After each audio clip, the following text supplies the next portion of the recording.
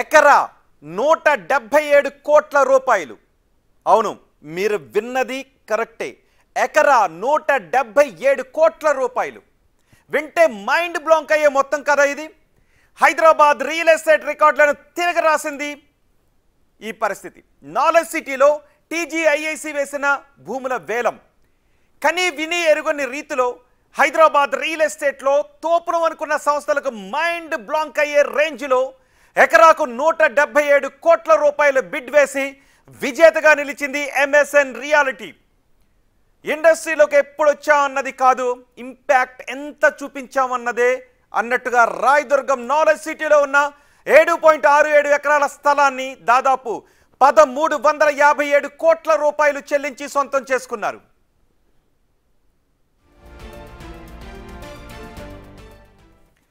Hyderabad real ఎస్టేట్లో records అన్నీ కూడా బ్రేక్ అయిపోయాయి.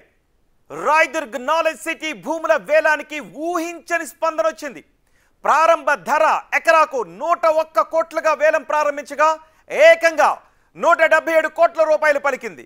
గతంలో గుర్తుందా, గతంలో కోకాపేట నియోపోలిస్లో 100.75 కోట్ల రూపాయలు పలికింది ఎకరం ధర. నియోపోలిస్ వేలం రికార్డులను బ్రేక్ చేసింది.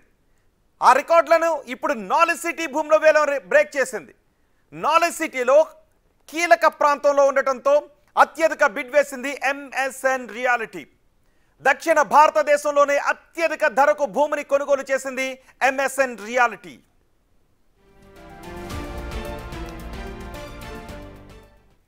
ఇదే అంశంపై ఇప్పుడు మనం చర్చించబోతున్నాం.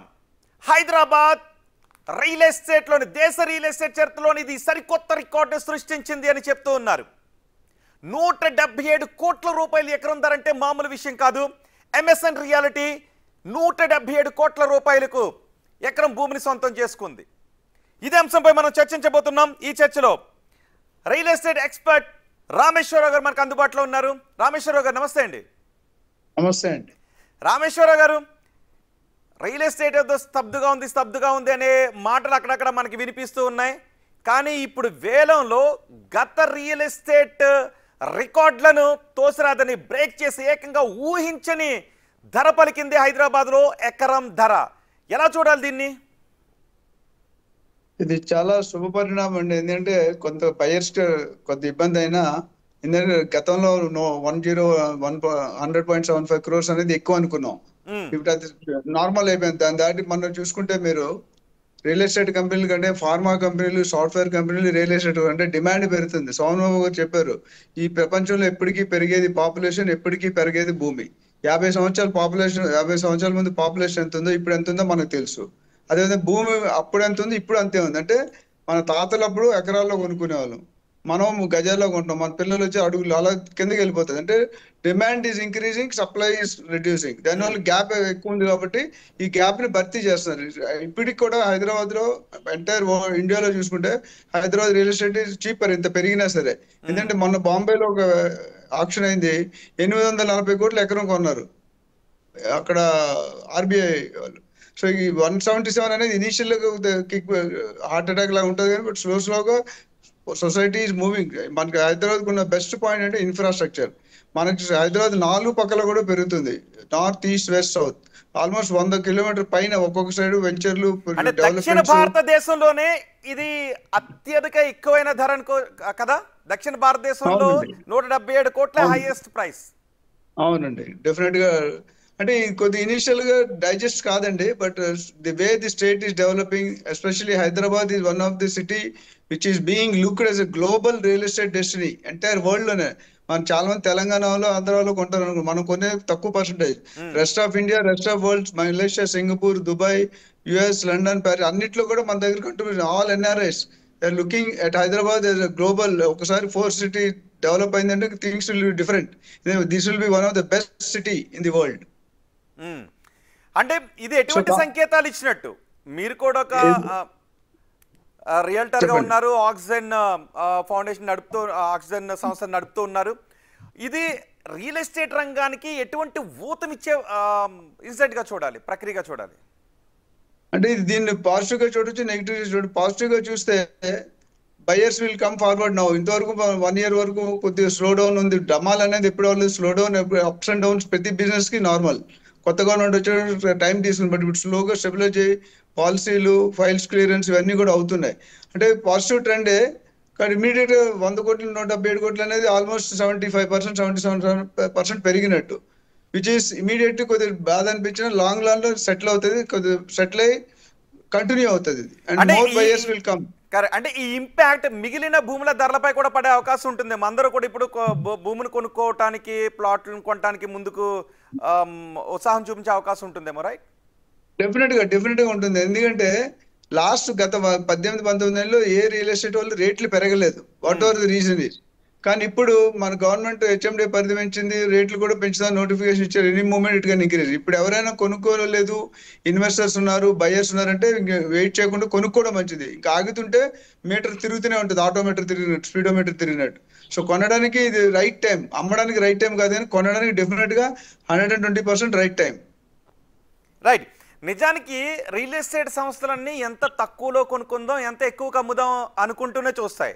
సో ఎంఎస్ఎన్ లాంటి సంస్థ 177 కోట్లకు కొనుగోలు చేసింది అంటే హైదరాబాద్ భూముల వాల్యూ ఎంత ఉందో వాళ్ళు బాగా పసిగట్టగలిగారు. అందుకే అంత ధర పెట్టి కొనుగోలు చేశారు అనుకోవాల్సిన అవసరం ఉంటుంది, రైట్?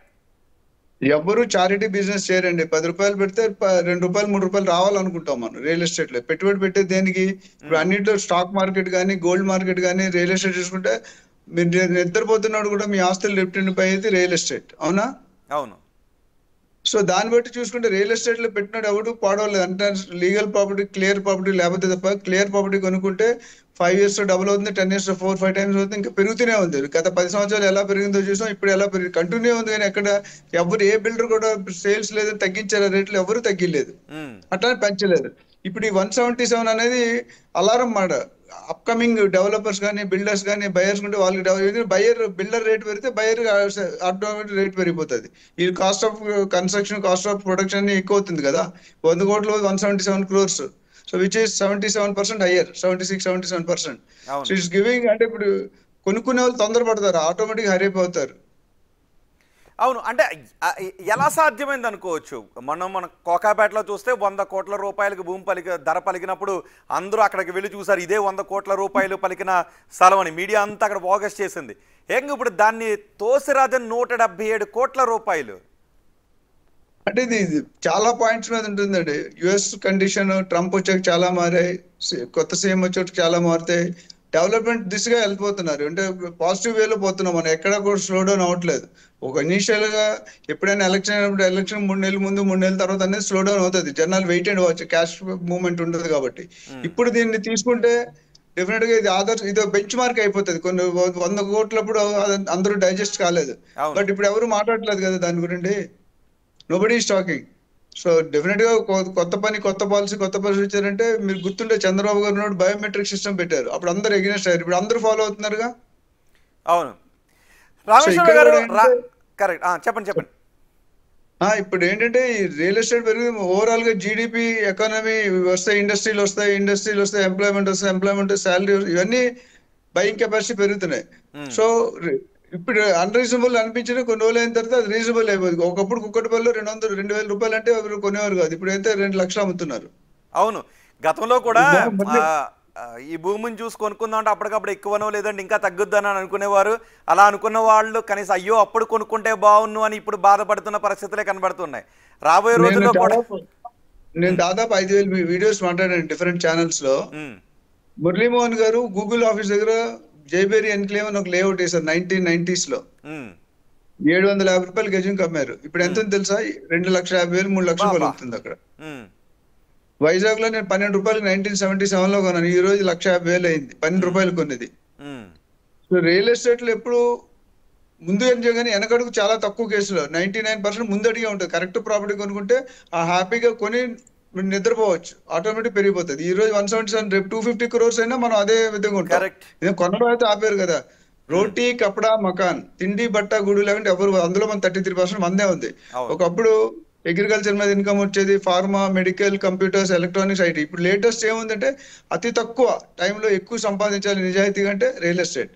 yes ఎందుకంటే రియల్ ఎస్టేట్ లేకపోతే ఇప్పుడు మీకు తెలిసే ఉంటుంది, మీ మీడియాలో ఉన్నారు, 30% of billionaires in India are from Hyderabad. మీకు తెలిసే ఉండాలి. అవును 30% of billionaires in India are from Hyderabad. అంటే చాలా పెద్ద మాట అది. అవును ఐటీ ఎంప్లాయీస్ 50 లక్షల మంది ఉన్నారు. అందులో 10 లక్షల మంది హైదరాబాద్, 10 లక్షల మంది బెంగళూరు, మిగతా 28 రాష్ట్రాలు కలిపి 30 లక్షలు. కరెక్ట్ సో మన IT corridor is one of the reason. ఎంత జాబులు పోతున్నావు, చేసేవాళ్ళు కొనేవాళ్ళు కొంటున్నారు, అమ్మేవాళ్ళు అమ్ముతూనే ఉన్నారు. కరెక్ట్ సో డెఫినెట్ గా it has to go and Hyderabad real estate is going to rock for next. అంటే రాబోయే 4-5 ఏళ్లలో ఎటువంటి పరిస్థితులు ఉండబోతున్నాయి అనుకోవచ్చు? రాబోయే 4 తక్కువ టైమే చూస్తున్నారు. రాబోయే 4-5 ఏళ్లలోనే ఎటువంటి పరిస్థితులు ఉండే అవకాశం ఉంటుంది రియల్ ఎస్టేట్ రంగంలో? డెఫినెట్ గా పాజిటివ్ ఉంటుంది. ఎంత రేటు పెరిగినా కొనేవాడు ఇల్లు లేకుంటే మీరు నేను బతకలేం కదా. ఇల్లు అయితే కావాలి, అదే రెంట్ కావాలి లేదా పర్చేస్ కావాలి.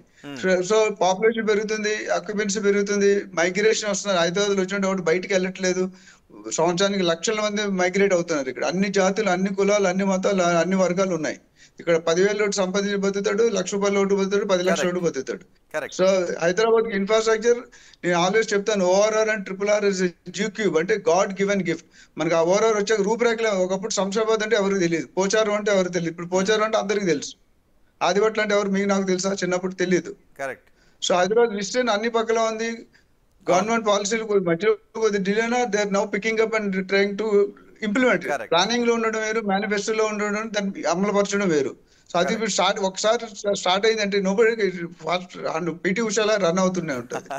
Right, thank you very much Rameshwar Rao గారు. నాలెడ్జ్ సిటీలో ఎకరం భూమి 177 కోట్ల రూపాయల ధర పలికింది. దీనిపై రియల్ ఎస్టేట్ ఎక్స్పర్ట్ రామేశ్వరరావు గారు, ఆయన ఆక్సిజన్ ఫౌండర్, చాలా వాల్యుబుల్ ఇన్ఫర్మేషన్ ఇచ్చారు. రాబోయే 4-5 సంవత్సరాల్లో నెక్స్ట్ లెవెల్లో ఉంటుందని చెప్తున్నారు. MSN రియాలిటీ సంస్థ 177 కోట్ల రూపాయలు పెట్టి ఎకరం భూమిని దక్కించుకుంటూ ఉంది. ప్రస్తుతం రియల్ ఎస్టేట్ రంగం స్తబ్దుగా ఉంది అని అంటున్నారు, కానీ ఎక్కడ కూడా డౌన్ ట్రెండ్ కాదు. కొంత స్తబ్దుగా ఉన్న మాట వాస్తవమైన ఇది కొనుగోలు చేయడానికి చాలా మంచి అవకాశం అని చెప్తున్నారు. ఎందుకంటే లాభాన్ని ఆర్జించడానికి వ్యాపార సంస్థలు ముందుకొచ్చి 177 కోట్ల రూపాయలు పెట్టి కొనుగోలు చేశాయి అంటే రాబోయే రోజుల్లో ఇక్కడ రియల్ ఎస్టేట్ ఏ విధంగా ఉంటుందో MSN ముందు చూపుతూ ఆలోచించింది కాబట్టి ఇంత ధర పెట్టి కొనుగోలు చేసింది.